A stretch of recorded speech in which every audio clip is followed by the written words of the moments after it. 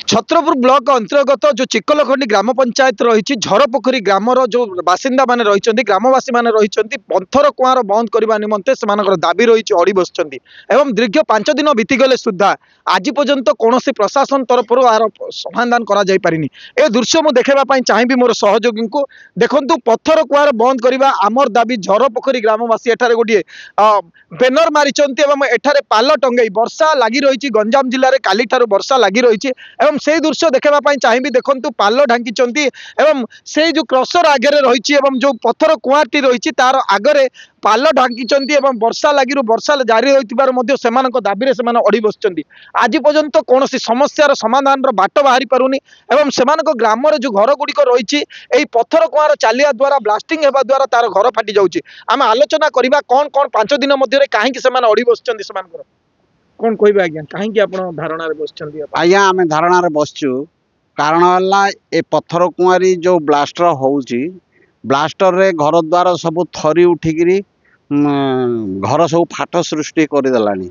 बुझल आउ जो रास्ता घाट आमर जो रही जीवा आसवा करने रे से रास्ता भी किसी गति तार गतित्व नहीं ता धरिकी आम बारंबार कहिया सत्वे भी कई शुणु ना तहसीलदार कलेक्टर सब कलेक्टर पुलिस समस्त को कही सारूँ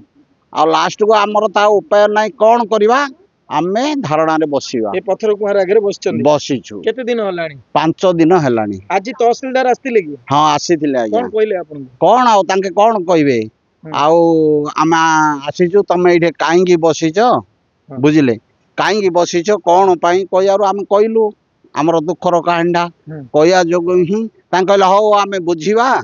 आउ कौन होइछि कौन नाई आउ आमर ए जो हाँ केते दिन पर्यंत आपण एडे जारी रहिबो जदी आज्ञा आमर कुआरी बंद न हैला पर्यंत को आम ए जगह छाड़ी जीवुन आज तो तहसीलदार आस्तिले बुझेबा पई प्रशासन मध्ये चेष्टा करूछि ताहाले काहे समस्या समाधान बाट बाहरी पाउनी आज्ञा कहवा को गले आमर जिलापाल उपजिलापाल तहसील एसपी थाना समस्त द्वारस्थ हो सारीचु जाफल कि आमर घर द्वार भांगी रुची छारखार हो गला रास्ता घाट पिला माने आमर स्कूल कॉलेज जाई पारुना जाफल कि आम बड़ दुखरे दिन काटुचु कौन सी प्रशासन आम गुहारी शुणुना शेष आम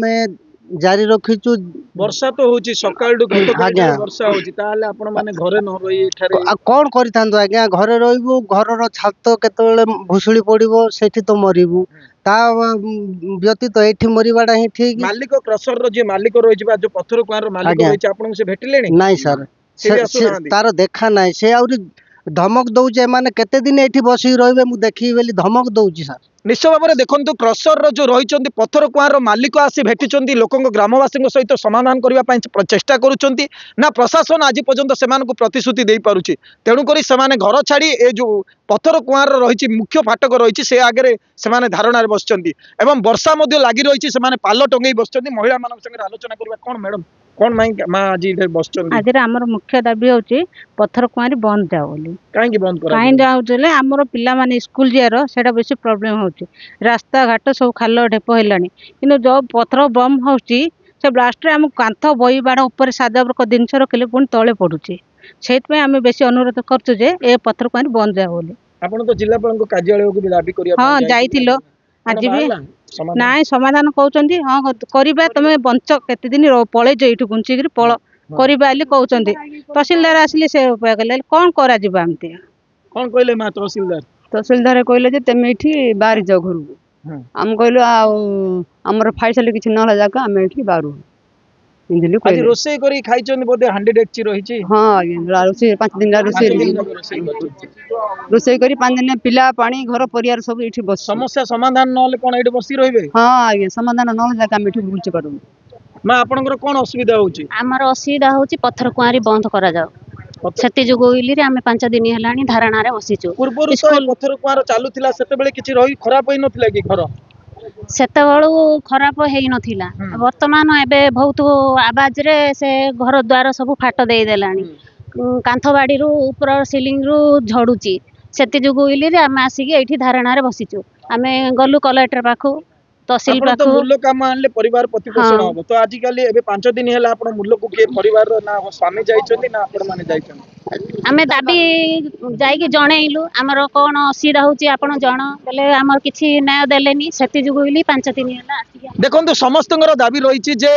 ଆଜି ପର୍ଯ୍ୟନ୍ତ ଯୋଉ ପର୍ଯ୍ୟନ୍ତ ଆମର ସମସ୍ୟାର ଏଇ ଯୋଉ ପଥର କୁଆଁରକୁ ବନ୍ଦ ନ କରି ଯାଇଛି ସେ ପର୍ଯ୍ୟନ୍ତ ଆମେ ଧାରଣା ଚାଲୁ ରଖିବୁ ଏବଂ ଏଇ ଯୋଉ ପରିବାରଟି ରହିଛି 110 ଜଣ 110 ଘର ପରିବାର ରହିଛନ୍ତି ଝରପୋଖରୀ ଗ୍ରାମରେ ସମସ୍ତ ପରିବାରରୁ 2 ଜଣ ଲାଖେ ସଦସ୍ୟ ଏଠାରେ ବସିଛନ୍ତି ଏବଂ ସେଇ ଦୃଶ୍ୟ ବି ଦେଖୁଥିବେ ପାଲ ଢଙ୍କି ବସିଛନ୍ତି ଏବଂ ବର୍ଷା ରହିଛି ବର୍ଷା ହେଲେ ମଧ୍ୟ ସେମାନଙ୍କୁ କୌଣସି ପ୍ରଭାବ ପଡୁନି ସେମାନେ ଏଠାରେ ଅଡି ବସିଛନ୍ତି ସେମାନଙ୍କର ସମସ୍ୟା ସମାଧାନ ପାଇଁ जिला प्रशासन तरफ तहसिलदार कथा कहतु उपजिलापाल कथा समस्ते एठाक आसुचंती लोकंकु बुझासुझा करवा सत्ते लोक मैंने दाबी अड़ी बसी कारण से जो समस्या दाबी रही पत्थर कुआर को बंद करवा किंतु प्रशासन से प्रतिश्रुति दे पारुनी जे कौन करने को पड़ो से तदंत चली अन्य पटे ग्रामवासी मैंने धारणा चालू रखिंट देखा बाकी रहा जिला प्रशासन केतबेले हस्तक्षेप कर ग्रामवासी को न्याय प्रदान कर छत्रपुर सुधीर कुमार नांग रिपोर्ट एमबीसी न्यूज।